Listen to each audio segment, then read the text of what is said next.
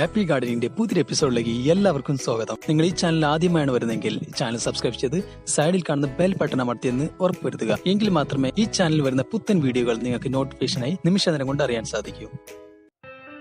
നമ്മളെല്ലാവരും റോസ് വാടുന്ന ആളുകളാണ്. നമ്മുടെ വീടുകളിൽ ഒന്നോ അല്ലെങ്കിൽ അതിൽ കൂടുതൽ റോസുകളൊക്കെ ഉണ്ടായിരിക്കും. അപ്പോൾ ഈ റോസ് വാടുന്ന സമയങ്ങളിൽ എല്ലാവർക്കും കോമൺ ആയിട്ട് വരുന്ന കുറേ പ്രശ്നങ്ങളുണ്ട്. ഫംഗസിൻ്റെ പ്രശ്നങ്ങൾ, കീടബാധകൾ, മണ്ണിലൂടെ വരുന്ന രോഗങ്ങൾ, കാലാവസ്ഥ വ്യതിയാനങ്ങൾ, ഇങ്ങനെ ഒരുപാട് പ്രശ്നങ്ങൾ നമ്മുടെ റോസ് ചെടിയെ ബാധിക്കാറുണ്ട്. പെട്ടെന്നൊരു ദിവസം നമ്മുടെ ചെടി മുരടിച്ച് പോകുന്ന സമയത്ത് നമ്മൾക്ക് ആ ഒരു പ്രശ്നം എന്താണെന്ന് ഐഡന്റിഫൈ ചെയ്യാൻ പറ്റിയിട്ടില്ല, നമ്മുടെ പ്ലാന്റ് നശിച്ചു പോകും. അപ്പോൾ ഇന്നത്തെ വീഡിയോ നമ്മൾ മനസ്സിലാക്കാൻ വന്നത് നമ്മുടെ റോസിനെല്ലാം കോമൺ ആയിട്ട് വരുന്ന ഒരു പ്രശ്നത്തെക്കുറിച്ചാണ്. തുടക്കത്തിൽ നമുക്ക് വളരെ ഈസി ആയിട്ട് ഭേദമാക്കാൻ പറ്റുന്ന ഒരു പ്രശ്നമാണ്. പക്ഷെ അല്പം വൈകി കഴിഞ്ഞാൽ ഒരു ക്യാൻസർ പോലെ നമ്മുടെ ചെടിയെ മുഴുവനായിട്ടും വിഴുങ്ങുന്ന ഒരു പ്രശ്നം കൂടിയാണത്.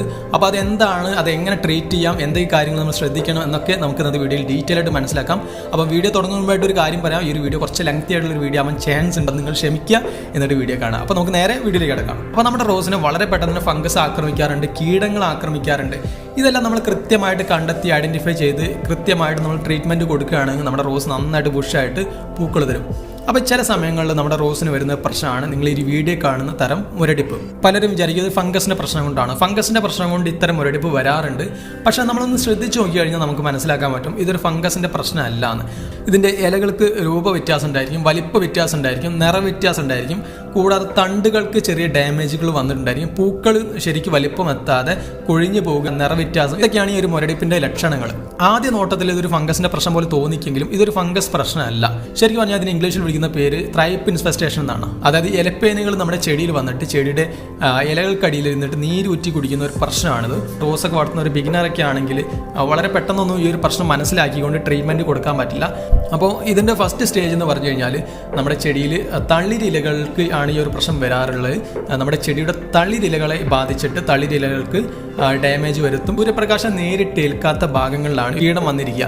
അതായത് ഇലകൾക്കടിയിൽ, പൂവിൻ്റെ മുട്ടുകൾക്കുള്ളിൽ കീടം ഇതിൻ്റെ നീരൂറ്റി കുടിക്കാൻ തുടങ്ങും. അപ്പോൾ ഇതിൻ്റെ ഫസ്റ്റ് സ്റ്റേജിൽ നമുക്ക് ഏതെങ്കിലും മൈൽഡ് ആയിട്ടുള്ള ഏതെങ്കിലും ഓർഗാനിക് പെസ്റ്റിസൈഡ് ഉപയോഗിച്ചുകൊണ്ട് ഇത് ട്രീറ്റ് ചെയ്യാൻ പറ്റും. സെക്കൻഡ് സ്റ്റേജിലേക്ക് ഈ ഒരു പ്രശ്നം മാറിക്കഴിഞ്ഞാൽ നമുക്ക് ഓർഗാനിക് ആയിട്ടുള്ള പെസ്റ്റിസൈഡ് യൂസ് ചെയ്തുകൊണ്ട് ഇത് ട്രീറ്റ് ചെയ്യാൻ പറ്റില്ല. ആ സമയത്ത് നമുക്ക് അല്പം സ്ട്രോങ് ആയിട്ടുള്ള ഏതെങ്കിലും കെമിക്കൽ പെസ്റ്റിസൈഡുകൾ യൂസ് ചെയ്തുകൊണ്ട് നമുക്കിതിനെ ട്രീറ്റ് ചെയ്യേണ്ടതായിട്ട് വരും. അപ്പോൾ അതൊക്കെ എങ്ങനെയാണെന്ന് ഞാൻ പറഞ്ഞുതരാം. ആദ്യം തന്നെ ഈ ഒരു പ്രശ്നം ഫംഗസിന്റെ പ്രശ്നമല്ല നമ്മൾ ഐഡന്റിഫൈ ചെയ്യേണ്ടത്. രോഗം ബാധിച്ചൊരു ഇല എടുക്കുക, ഇല എടുത്തിട്ട് നമ്മൾ തിരിച്ചു പിടിക്കുക. അടിഭാഗം മുകളിലാവുന്ന രീതിയിൽ നമ്മൾ സൂര്യപ്രകാശം നന്നായിട്ട് കിട്ടുന്നൊരു ഭാഗത്ത് വെക്കുക. ഇങ്ങനെ വെച്ച് കഴിയുമ്പോൾ ഇലകൾക്കടിയിലൂടെ ചെറിയ കുഞ്ഞു പ്രാണികൾ വളരെ സ്പീഡിൽ ഓടിപ്പോകുന്നത് നമുക്ക് കാണാൻ പറ്റും. ശ്രദ്ധിച്ച് നോക്കണം, നമ്മൾ പെട്ടെന്ന് നോക്കി കഴിഞ്ഞാൽ കാണാൻ പറ്റില്ല. അപ്പോൾ നമ്മൾ ഈ സൂര്യപ്രകാശത്തിൽ വെച്ച് കഴിഞ്ഞാൽ കീടം അങ്ങോട്ടും ഇങ്ങോട്ടും ഓടുന്ന നമുക്ക് കാണാൻ പറ്റും. രണ്ടാമത്തെ ഒരു ലക്ഷണമാണ് നമ്മുടെ ചെടിയുടെ ഈ ഇലയുടെ അരികുകൾ ചുരുണ്ടിട്ട് ഉള്ളിലോട്ട് മടങ്ങി വരിക. ഇത് ഈ ത്രൈപ്സിന്റെ ഒരു ലക്ഷണമാണ്. ത്രൈപ്സ് ഇലകളുടെ അരികു വശത്തുനിന്ന് നീരൂറ്റി കുടിക്കുന്നതുകൊണ്ടാണ് ഇലയുടെ അഗ്രഭാഗം ചുരുണ്ടു വരുന്നത്. ഈ രണ്ട് ലക്ഷണങ്ങൾ നമ്മൾ കണ്ടു കഴിഞ്ഞാൽ നമുക്ക് ഉറപ്പിക്കാം ഇത് ത്രൈപ്സിന്റെ പ്രശ്നമാണെന്ന്. ആ ഈ ത്രൈപ്സിന്റെ പ്രശ്നം വന്നു കഴിഞ്ഞാൽ ഞാൻ നേരത്തെ പറഞ്ഞ പോലെ തന്നെ നമുക്ക് ഓർഗാനിക് ആയിട്ട് ഏതെങ്കിലും പെസ്റ്റിസൈഡുകൾ ആദ്യം നമുക്ക് യൂസ് ചെയ്യാം. അപ്പോൾ ഫസ്റ്റ് സ്റ്റേജിലാണ് ചെടിക്ക് ഈ ഒരു പ്രശ്നം വന്നിട്ടില്ലെങ്കിൽ, ഇൻഫെസ്റ്റേഷൻ ഉള്ളെങ്കിൽ നമുക്ക് ഏതെങ്കിലും ഓർഗാനിക് ആയിട്ടുള്ള നമുക്ക് വേപ്പെണ്ണ, സോപ്പ് എമൽഷൻ യൂസ് ചെയ്തുകൊണ്ട് ഈസി ആയിട്ട് നമുക്കിത് സോൾവ് ചെയ്തെടുക്കാൻ പറ്റും. 4 ml വേപ്പെണ്ണയിലേക്ക് 2 ml സോപ്പ് ലായനിയൊക്കെ മിക്സ് ചെയ്തുകൊണ്ട് 1 ലിറ്റർ വെള്ളത്തിൽ ലയിപ്പിച്ച് ഇലകൾക്കടിയിലെല്ലാം സ്പ്രേ ചെയ്ത് കഴിഞ്ഞാൽ നമുക്ക് ഈ ഫസ്റ്റ് ഘട്ടത്തിലാണെങ്കിൽ, ഫസ്റ്റ് സ്റ്റേജിലാണ് നമുക്ക് ഈസി ആയിട്ട് സോൾവ് ചെയ്യാൻ പറ്റും. പക്ഷേ ഇത് സെക്കൻഡ് സ്റ്റേജിലേക്ക് മാറിക്കഴിഞ്ഞാൽ, ഇപ്പോൾ നിങ്ങൾ വീഡിയോ കാണുന്നത് ഒരു സെക്കൻഡ് സ്റ്റേജിലേക്ക് കടന്ന ഒരു ചെടിയാണ്. പ്ലാന്റ് നഴ്സറി കണ്ടപ്പോൾ ഞാൻ വില കൊടുത്ത് വാങ്ങിച്ചുകൊണ്ടെന്നാണ് വീഡിയോ ചെയ്യാൻ വേണ്ടിയിട്ട്. നിങ്ങൾ ഈ വീഡിയോ കാണുന്ന പോലെ ചെടികൾക്ക് നല്ല രീതിയിൽ ഇൻഫെസ്റ്റേഷൻ വന്നു കഴിഞ്ഞാൽ നമ്മുടെ ചെടിയുടെ തണ്ടുകളെ ബാധിക്കും. ചെടിയുടെ പൂക്കളുടെ ഉള്ളിൽ വന്നിട്ട് ഈ ഒരു കീടം വന്നിരിക്കും. ഇങ്ങനെ ചെടിയുടെ എല്ലാ ഭാഗങ്ങളിലും കീടം വന്നിട്ട് നാശം വരുത്തിക്കൊണ്ടിരിക്കും. കീടങ്ങൾ ആക്രമിച്ച ഭാഗങ്ങളെല്ലാം പ്രൂൺ ചെയ്ത ശേഷം അവിടെയെല്ലാം നമ്മൾ അല്പം സ്ട്രോങ് ആയിട്ടുള്ള ഏതെങ്കിലും പെസ്റ്റിസൈഡുകൾ യൂസ് ചെയ്യുന്നുണ്ട്. റോഗർ, ഡയമത്തേട്ട് അല്ലെങ്കിൽ എക്കാലസ്, ഇങ്ങനെ ഏതെങ്കിലും ഒരു സ്ട്രോങ് ആയിട്ടുള്ള പെസ്റ്റിസൈഡ് 1 ml per ലിറ്റർ എന്ന കണക്കിൽ നമ്മൾ കലക്കിയ ശേഷം സ്പ്രേ ചെയ്ത് കൊടുക്കുന്നുണ്ട് ഇലകൾക്കടിയിലെല്ലാം. പലരും ചെയ്യുന്ന കാര്യം ഇങ്ങനെ രോഗബാധയുള്ള ഭാഗങ്ങളെല്ലാം മുറിച്ചെടുത്ത ശേഷം അതങ്ങ് വലിച്ചെറിയും. തൊടിയിലോട്ടോ അല്ലെങ്കിൽ റോഡ് സൈഡിലോട്ടോ ഒന്നും വലിച്ചെറിയാൻ പാടില്ല. ഈ മുറിച്ചെടുത്ത ഭാഗങ്ങൾ നമ്മൾ വേറെ നട്ടുപിടിപ്പിക്കാനും പാടില്ല. ഇതെടുത്ത് നമ്മൾ കത്തിച്ച് കളയാം. ഇത് നമ്മൾ കത്തിച്ച് കളഞ്ഞിട്ടില്ലെങ്കിൽ എന്ത് സംഭവിക്കുക വെച്ചിട്ടുണ്ടെങ്കിൽ ഇലകൾക്കടിയിലെല്ലാം ഇതിന്റെ വിരിയാറായിട്ടുള്ള കുഞ്ഞു മുട്ടകൾ ഉണ്ടാവും. ഈ മുട്ടകൾ പിറ്റേ ദിവസം വിരിഞ്ഞിട്ട് മറ്റുള്ള ചെടികളിലേക്ക് സ്പ്രെഡ് ആയ ശേഷം വീണ്ടും തിരിച്ച് നമ്മുടെ റോസിലേക്ക് ഒരു 2-3 മാസം കഴിയുമ്പോൾ വീണ്ടും വരും. അപ്പോൾ ആ ഒരു പ്രശ്നം നമുക്ക് വരാൻ പാടില്ല. അതുകൊണ്ടാണ് ഞാൻ പറയുന്നത് നമ്മൾ ഈ പ്ലാന്റിന്റെ മുറിച്ചെടുത്ത ഭാഗങ്ങൾ പൂർണ്ണമായിട്ടും കത്തിച്ച് കളയാം.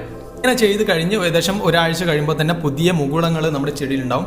ഇങ്ങനെ ഒരാഴ്ച കഴിഞ്ഞ് പുതിയ മുകളങ്ങൾ ഉണ്ടാകുന്ന സമയത്ത് വീണ്ടും നമ്മൾ ഈ ഒരു കെമിക്കൽ പെസ്റ്റിസൈഡ് യൂസ് ചെയ്യേണ്ടതുണ്ട്. കാരണം ചെടിയിൽ ഇനി ഏതെങ്കിലും രീതിയിൽ അവശേഷിക്കുന്ന കീടങ്ങൾ നമ്മുടെ പുതിയ മുകളത്തെ വന്ന് ആക്രമിക്കാതിരിക്കാൻ വേണ്ടിയിട്ടാണ് നമ്മൾ അങ്ങനെ ചെയ്യേണ്ടത്. 3 തവണ നമ്മൾ ഈ ഒരു കെമിക്കൽ പെസ്റ്റിസൈഡ് യൂസ് ചെയ്ത് കഴിഞ്ഞാൽ മാത്രമേ നമുക്ക് പൂർണ്ണമായിട്ടും ഈ ഒരു പ്രശ്നം സോൾവ് ചെയ്യാൻ പറ്റുള്ളൂ. ഫസ്റ്റ് നമ്മളിത് യൂസ് ചെയ്ത് ഒരാഴ്ച കഴിഞ്ഞ് പുതിയ മുകളം വരുമ്പോൾ അത് നല്ല മുകളായിട്ടാണ് വരിക. പക്ഷെ നമ്മൾ വിചാരിക്കും രോഗങ്ങളെല്ലാം മാറിയെന്ന് വിചാരിക്കും. പക്ഷെ ഇനിയും 2 ആഴ്ച കഴിയുമ്പോൾ വീണ്ടും ഈ ഒരു പ്രശ്നം വരുന്നത് കാണാറുണ്ട്. അപ്പോൾ നിങ്ങൾ എപ്പോഴും ശ്രദ്ധിക്കേണ്ട കാര്യം, നമ്മൾ രോഗം മാറിയെന്ന് വിചാരിച്ചിട്ട് നമ്മൾ മരുന്ന് കൊടുക്കുന്നത് നിർത്താൻ പാടില്ല. നമ്മൾ മുകളം വരുന്ന സമയത്ത് വീണ്ടും അടിച്ചു കൊടുക്കുക. വീണ്ടും 2 ആഴ്ച കഴിയുമ്പോൾ വീണ്ടും ഒരിക്കൽ കൂടി ഇത് അടിച്ചിട്ട് 3 പ്രാവശ്യമായിട്ട് ഈ ഒരു കെമിക്കൽ പെസ്റ്റിസൈഡ് അടിച്ച് സ്റ്റോപ്പ് ചെയ്യാം. പിന്നെ ഉള്ള സമയങ്ങളിൽ മാസത്തിൽ ഒരു പ്രാവശ്യം എന്ന തോതിൽ നമുക്ക് ഓർഗാനിക് ആയിട്ടുള്ള പെസ്റ്റിസൈഡുകൾ യൂസ് ചെയ്തുകൊണ്ട് നമുക്ക് മറ്റുള്ള കീടങ്ങളെല്ലാം വരുന്ന സ്റ്റോപ്പ് ചെയ്ത് നിർത്തുകയും ചെയ്യാം.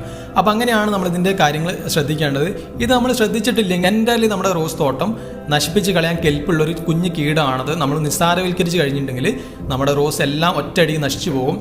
വളരെയധികം ഡാമേജ് ആയിട്ട്. ഇപ്പം ഞാൻ സെക്കൻഡ് സ്റ്റേജിലേക്ക് വന്ന പ്ലാന്റ് നിങ്ങൾക്ക് കാണിച്ചു തന്നു. ഇപ്പോൾ നഴ്സറിയിൽ ഒരു പ്ലാന്റ് കിടക്കുന്നുണ്ടപ്പോൾ നിങ്ങൾക്ക് ഇത് കാണിച്ചു തരണം, ഈ ഒരു പ്രശ്നം നിങ്ങൾക്ക് മനസ്സിലാക്കി തരണം എന്നുള്ളതുകൊണ്ട് വില കൊടുത്ത് വാങ്ങിച്ചുകൊണ്ട് വന്ന ഒരു പ്ലാന്റ് ആണിത്. ഇങ്ങനെ ഒരു പ്ലാന്റ് നമ്മൾ നഴ്സറി കണ്ടു കഴിഞ്ഞാൽ ഒരിക്കലും അത് വാങ്ങാൻ നിൽക്കരുത്. ഇതിപ്പോൾ സെക്കൻഡ് സ്റ്റേജിലേക്ക് കടന്നൊരു പ്ലാന്റ് ആണ്.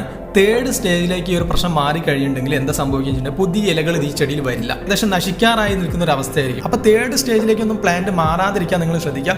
ഒരു ബിഗിനർ എന്ന നിലയ്ക്ക് പലർക്കും പറ്റുന്ന പ്രശ്നമാണ്. പലരുടെയും റോസ് നശിച്ചു പോകാനുള്ള കോമൺ റീസൺ ആണ് ഈ ത്രൈപ്പ് ഇൻഫെസ്റ്റേഷൻ. അപ്പോൾ ഇത് വരാതിരിക്കാൻ നോക്കുക. എല്ലാ ദിവസവും നമ്മുടെ പ്ലാന്റ് നനയ്ക്കുന്ന സമയങ്ങളിലും നനയ്ക്കുന്ന മുമ്പായിട്ട് ചെടിയുടെ ഇലകൾക്ക് വലിപ്പ വ്യത്യാസം ഉണ്ടോ, നിറവ്യത്യാസം ഉണ്ടോ, പ്ലാന്റിൻ്റെ ഇലകളൊക്കെ ഇടയ്ക്ക് പറിച്ചെടുത്തിട്ട് കുറച്ച് വെളിച്ചമുള്ള ഭാഗത്ത് വെച്ചിട്ട് ഒന്ന് നിരീക്ഷിക്കുക. ഇതൊക്കെ ചെയ്ത് കഴിഞ്ഞാൽ തന്നെ നമ്മുടെ പ്ലാന്റിന് വരുന്ന പ്രശ്നങ്ങൾ തുടക്കത്തിലെ നമുക്ക് കണ്ടെത്തി ഐഡൻറ്റിഫൈ ചെയ്ത് അതിനെ ട്രീറ്റ് ചെയ്യാൻ നമുക്ക് പറ്റും. അല്ലാതെ നമുക്ക് പ്രശ്നങ്ങളെല്ലാം വന്നു കഴിഞ്ഞ് അതിനെ ട്രീറ്റ് ചെയ്യുക എന്ന് പറഞ്ഞാൽ ഒത്തിരി ബുദ്ധിമുട്ടാണ്. അപ്പോൾ അത് നിങ്ങൾ മനസ്സിലാക്കുക. പിന്നെ ഈ ഒരു കീടത്തിൻ്റെ ശല്യം മഴക്കാലങ്ങൾ അപേക്ഷിച്ച് വേനൽക്കാലങ്ങളാണ് ഏറ്റവും കൂടുതലായിട്ട് കണ്ടുവരുന്നത്. അപ്പോൾ വേനൽക്കാലങ്ങളിലൊക്കെ നമ്മൾ ഇടയ്ക്ക് ഒരു നിശ്ചിത ഇടവേളകളിൽ മാസത്തിൽ ഒരു പ്രാവശ്യമെങ്കിലും മിനിമം നമ്മൾ ഏതെങ്കിലും ഒരു കീടനാശിനി ചെടിയുടെ ഇലകൾക്ക് അടിയിലെല്ലാം സ്പ്രേ ചെയ്ത് കൊടുക്കാനുണ്ട്. നമ്മൾ യാതൊരു കീടനാശിനി അടിക്കാതെ ആ ചെടിയെ അതിൻ്റെ പാട്ടിന് വിട്ട് കഴിഞ്ഞാൽ ചെടി എന്തായാലും നശിച്ചു പോകും.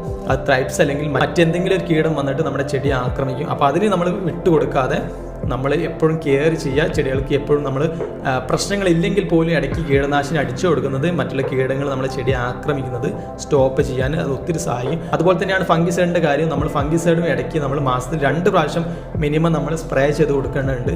അങ്ങനെ അടിച്ചു കൊടുത്തു കഴിഞ്ഞാൽ ഇലകളുടെ മഞ്ഞളിപ്പ് നമുക്ക് ഒഴിവാക്കാൻ പറ്റും, ബ്രൗൺ സ്പോട്ട് ഒഴിവാക്കാൻ പറ്റും, ബ്ലാക്ക് സ്പോട്ട് നമുക്ക് ചെടിയുടെ ഇലകളിൽ വരുന്ന ഒഴിവാക്കാൻ പറ്റും. നിരന്തരമായിട്ട് ഇല കൊഴിച്ചിൽ വരുന്നതൊക്കെ നമുക്ക് ഒഴിവാക്കാൻ ഫംഗിസൈഡ് നമ്മൾ മാസത്തിൽ 2 പ്രാവശ്യം പ്രയോഗിച്ചു കഴിഞ്ഞാൽ ഈസി ആയിട്ട് നമുക്ക് മാറ്റിയെടുക്കാൻ പറ്റും. അപ്പോൾ ആ ഒരു കാര്യങ്ങളൊക്കെ ശ്രദ്ധിച്ചുകൊണ്ട് നമ്മൾ റോസൊക്കെ ഒന്ന് പരിപാലിക്കുക. ഇതുപോലെ ത്രൈപ്സിന്റെ പ്രശ്നം വരുന്നുണ്ടെങ്കിൽ പെട്ടെന്ന് തന്നെ തുടക്കത്തിൽ തന്നെ കണ്ടെത്തി പരിഹരിക്കുക. ഇന്നത്തെ വീഡിയോ ത്രൈപ്പ് ഇൻഫെസ്റ്റേഷനെ കുറിച്ചാണ് പറയാനുള്ളത്. വീഡിയോ നിങ്ങൾക്ക് എല്ലാവർക്കും ഇഷ്ടപ്പെട്ടായിരിക്കും എന്നാണ് എൻ്റെ വിശ്വാസം. അപ്പോൾ നിങ്ങൾ വീഡിയോ മുഴുവനായിട്ട് കണ്ടിട്ടുണ്ടെങ്കിൽ താഴെ കമൻറ്റ് ചെയ്യുക. അപ്പോൾ അടുത്ത വീഡിയോ കാണുന്നവരെ ബൈ.